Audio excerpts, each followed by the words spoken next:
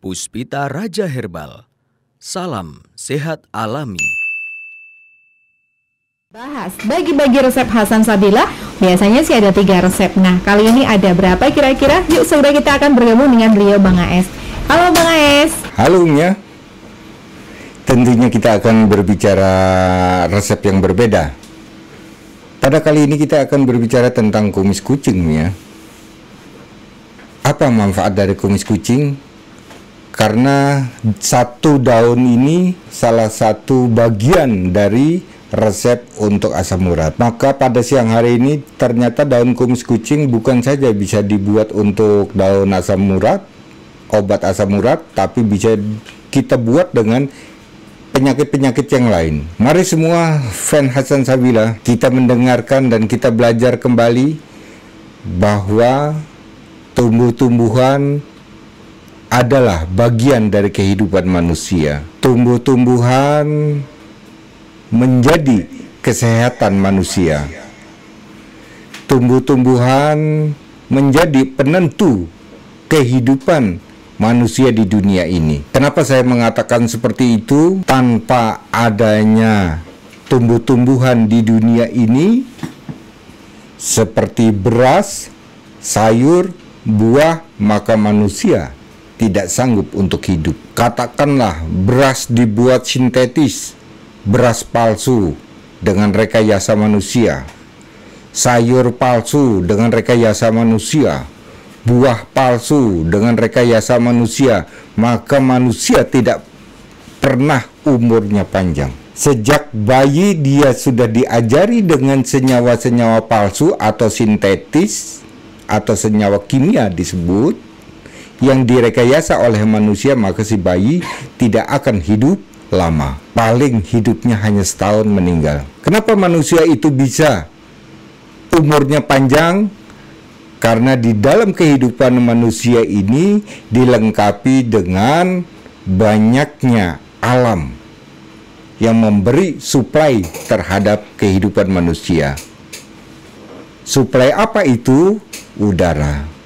Apalagi air, apalagi alam. Semua itu kita menikmati sejak zaman Nabi Adam hingga 2022 kita mengalami hal ini. Ini pun Allah tidak pernah membeda-bedakan entah bangsa kulit putih, kulit hitam, sawo mateng, rambut pirang, rambut ikal, rambut hitam, rambut lurus, semua mereka akan mengalami hal yang sama. Bukankah ini yang disebut keadilan Allah yang diberikan kepada hambanya? Setiap keadilan tidak pernah membeda-bedakan. Itulah sifat Allah. Bolehkah manusia akan mengikuti sifat yang diberikan oleh Allah? Kita tidak perlu membedakan mana yang kaya, mana yang miskin, mana yang berkulit hitam, mana yang berkulit coklat dan putih, mana itu saudara, mana itu rekan. Tidak adanya perbedaan ini, maka hidup manusia menjadi bebas. Tidak ada rasa. Setiap kehidupan manusia kalau dihantui dengan rasa, usianya tidak panjang. Contoh, kita iri dengan kehidupan tetangga. Sebentar-bentar tetangga beli emas, tidak lama lagi beli mobil, tidak lama lagi kemudian dia beli lemari yang harganya mahal, tidak lama lagi dia beli mobil yang kedua. Tetangga melihatnya stres karena kita tidak bisa berbuat keadilan, bahwa keadilan itu hak seseorang. Maka setiap seseorang itu mempunyai keadilan yang berbeda-beda. Keadilannya hakiki atau keadilan yang semu. Yang bahaya ini adalah keadilan yang semu. Merasa kita dirinya sudah berbuat adil, tapi iri terhadap tetangga. Sehingga ingin melebihi dari tetangga tersebut. Kalau tidak mampu kita melakukan hal ini, karena dari otak kita tidak mampu untuk berpikir lebih ke depan, tenaga kita terbatas, pendidikan kita terbatas, sehingga akan terukur tolak ekonomi kita, di dalam mengejar kekayaan, muncullah sifat iri, sifat dengki. Apa yang ia katakan? Paling kayaknya itu, paling banter lah, dia tuyul lah yang dia ingu. Bisa juga buta hijau, sudah berpersangka buruk. Bagaimana kita akan berbuat adil terhadap diri kita sendiri, sementara diri kita diselimuti dengan sifat-sifat setan, selalu menghantui diri kita sendiri. Karena melihat kejadian di lingkungan, dia tidak sanggup. Saudaraku Fan Hasan Sabila, sesungguhnya manusia ini hanya dilengkapi 4 indera. Indera inilah yang membuat orang menjadi tidak senang, iri hati, mulutnya jadi berkata kasar atau tidak terpuji. Apa itu mata? Apa itu hidung? Apa itu telinga? Apa itu indera yang keempat? Pori-pori. Hidung mencium ada wangi-wangi yang dia sendiri tidak pernah menciumnya. Wangi sekali orang itu tadi lewat, tapi dia tidak berucap wangi.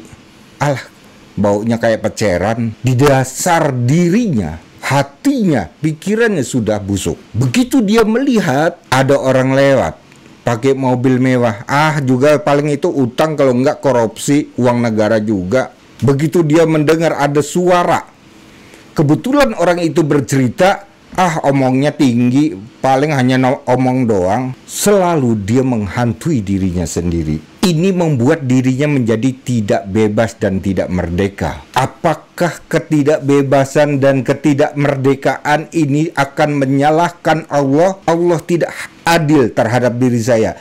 Kamu aja tidak bersih, mau berbuat adil bagaimana?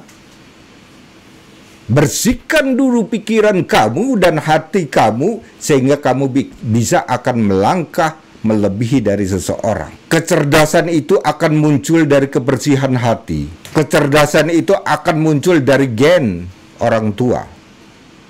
Dan kecerdasan itu akan muncul kalau segala ilmu itu kita kaji sungguh-sungguh. Artinya, kita tidak butuh pendidikan kecerdasan itu, kita akan mengejar menjadi profesor karena keterbatasan dana. Katakanlah, apakah seorang lulusan sarjana itu disebut bahwa dia lebih cerdas daripada orang SMA? Tidak. Setelah lulus, penerapan ilmu sosialnya kepada masyarakat itulah yang menentukan bahwa orang itu cerdas, bahwa orang itu akan berpikir cepat, akan terlihat di saat dia mengedukasikan ilmunya kepada masyarakat. Di situ baru terlihat. Sebaliknya, banyak mereka yang lulus sarjana tapi tidak mampu untuk menerapkan ilmunya. Saking bingungnya mungkin, ilmu yang diserap dia ternyata tidak mampu disumbangkan kepada orang lain. Tapi sebaliknya, mereka hanya lulusan SMA, tapi pengalamannya seperti profesor, sehingga gaya pikirnya seperti profesor. Cerdas, mampu melangkah. Kenapa seperti itu? Tengoklah kehidupan sehari-harinya. Orangnya tulus. Orang yang tulus di dalam menerima ilmu gampang, mudah. Hati yang kotor dan pikiran yang kotor untuk menerima ilmu lewat aja. Belajar, iya. Tiap malam dia belajar. Tidak pernah absen, tapi lewat. Tidak pernah tersimpan di dalam memori. Karena apa? Penuh memorinya itu dengan kebencian. Setiap kebencian akan mempengaruhi langkah kehidupan manusia. Ya Bu ya, ini perhatikan. Setiap kebencian akan menghalangi kehidupan manusia. Kehidupan apa saja Pak Hasan? Yang kehidupan yang hakiki adalah kehidupan masuk ke surga. Terhambat karena adanya dengki. Belum karir, kita sama-sama bekerja. Baik seorang pekerja politik, baik pekerja birokrat. Begitu ada sifat iri, maka terhambat. Iri yang kedua terhambat. Iri yang ketiga tidak kuat. Dukun bermain. Sudah, lingkarnya itu lengkap. yang menghantui kehidupannya itu adalah setan. Maka saudaraku fan Hasan Sabila, kalau kita sudah berbicara tentang kehidupan manusia, janganlah kita menoleh ke belakang, janganlah kita menoleh ke kiri, ke kanan.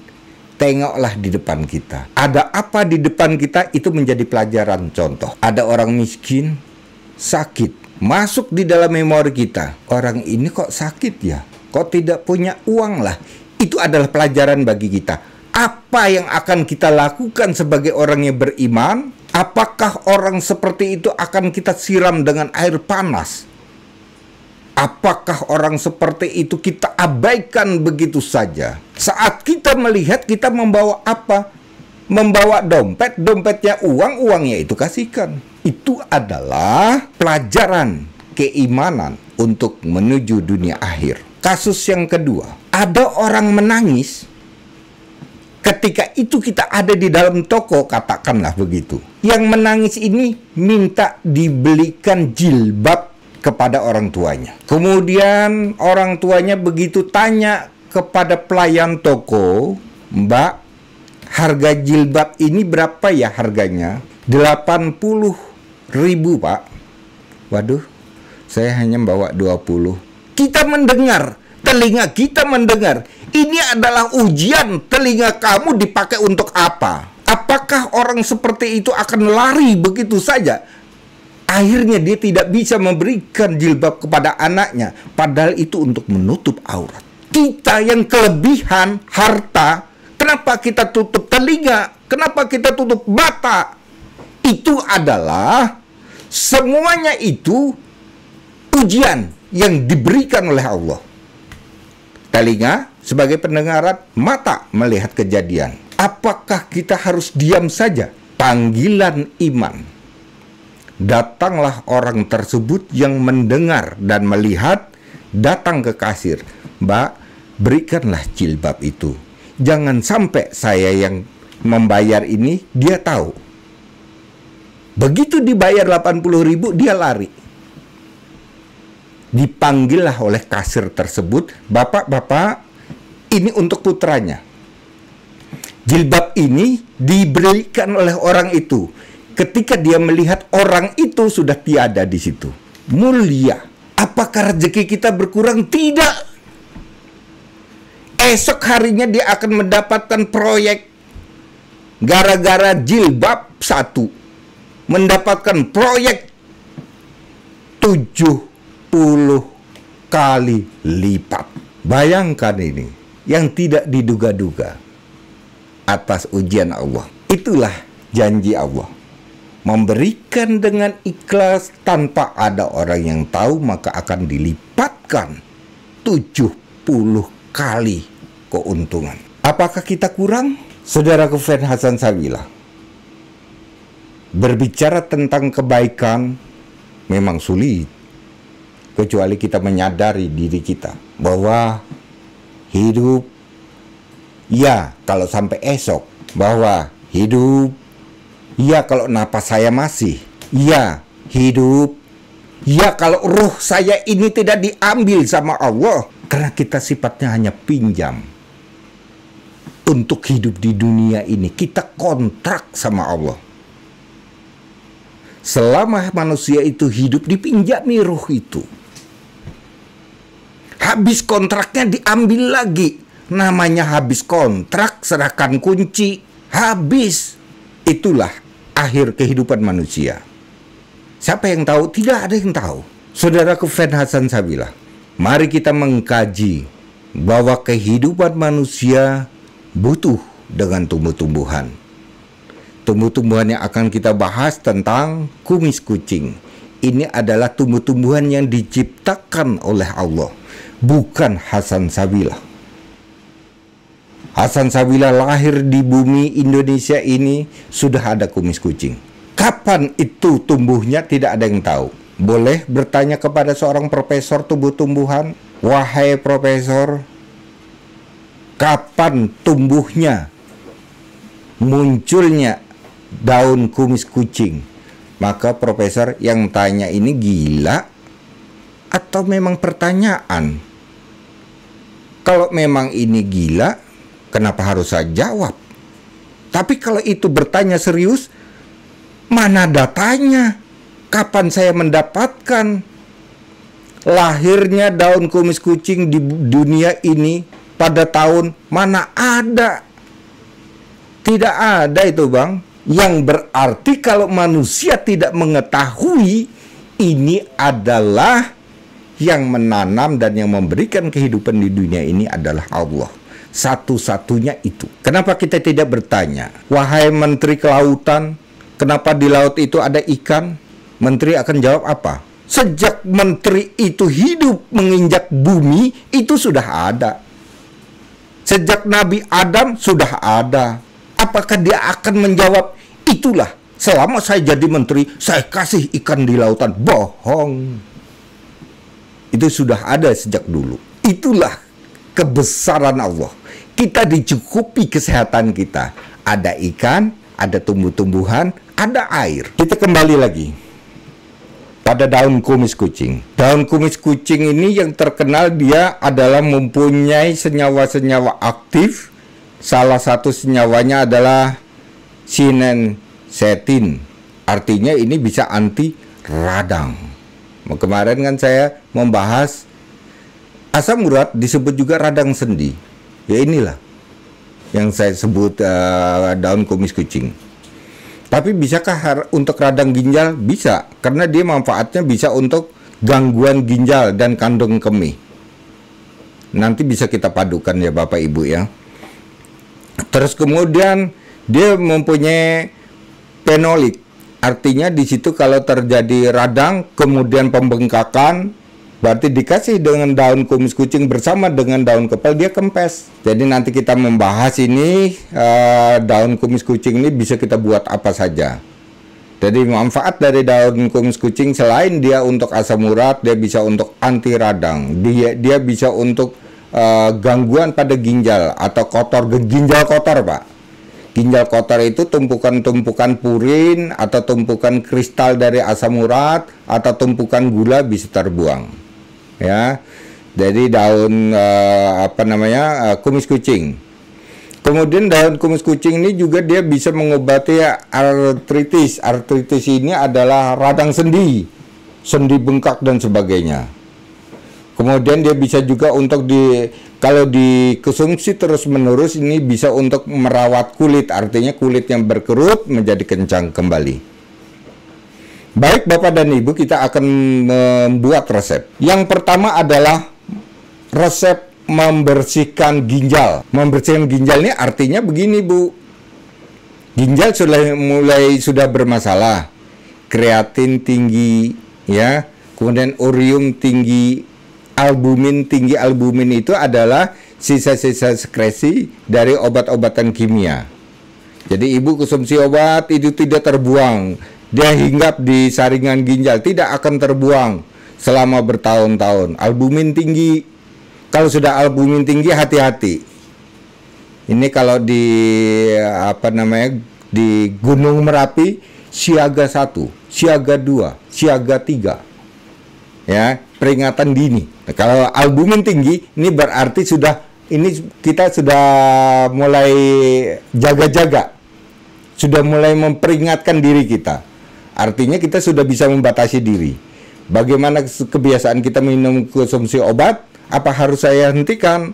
Ini kita sendiri, ya, bukan orang lain yang menentukan keselamatan hidup manusia, tapi kita sendiri. Maka dengan pengetahuan yang saya berikan kepada semua fan Hasan Sabilah dengan bangsa Indonesia, perhatikanlah baik-baik.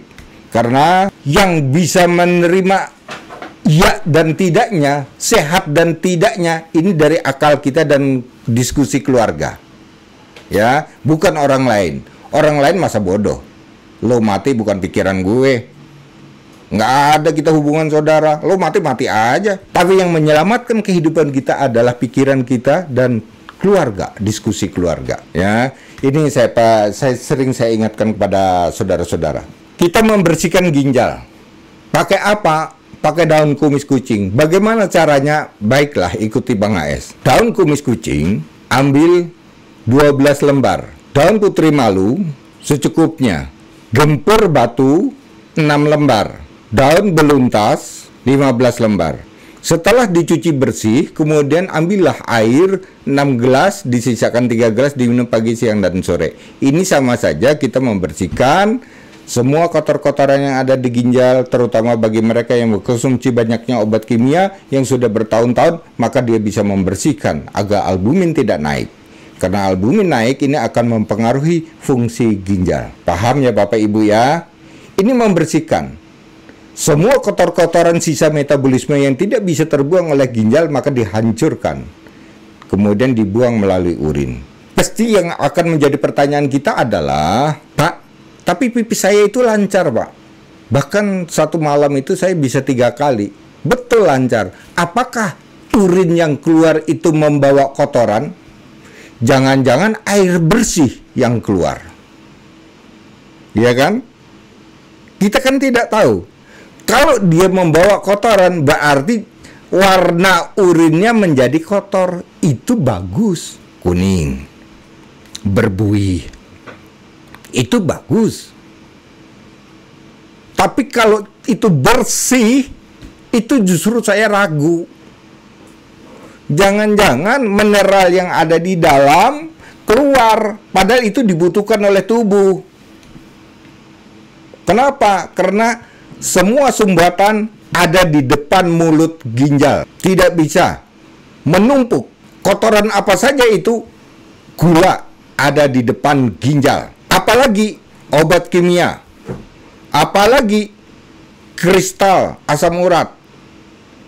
Apalagi lemak. Semua jenis-jenis kotoran yang harus dibuang oleh ginjal menjadi menumpuk, antri di sana. Bagaimana ya caranya? Hancurkan, satukan dengan mineral yang ada di dalam, kemudian ginjal dikasih rangsangan yang ada kandungannya diuretik itu senyawa yang bisa mengeluarkan cairan, membawa kotoran. Ini tadi sudah saya kasih. Terus kemudian kita membuat lagi resep dari daun kumis kucing untuk gatal berjamur. 1. Daun kumis kucing 10. Daun sirih hijau 3. Temu giring 1. Bawang putih 3. Itu kalau terjadi gatal berjamur. Ya, jadi gatalnya tidak luka, tidak nampak, tapi muncul jamur-jamur merusak kulit gitu Bu ya. Nah, ini gatalnya itu artinya gatal karena jamur, berarti obatnya ini tadi. Sudah? Kita membuat lagi. Kita buat daun kumis kucing untuk perawatan kulit. Daun kumis kucing ambil 10 lembar. Daun pegagan ambil secukupnya. Daun alpokat ambil 2 lembar. Potong-potong, cuci bersih, 5 gelas jadi 2 gelas. Ini untuk perawatan kulit. Berarti ini boleh diminum setiap hari, boleh.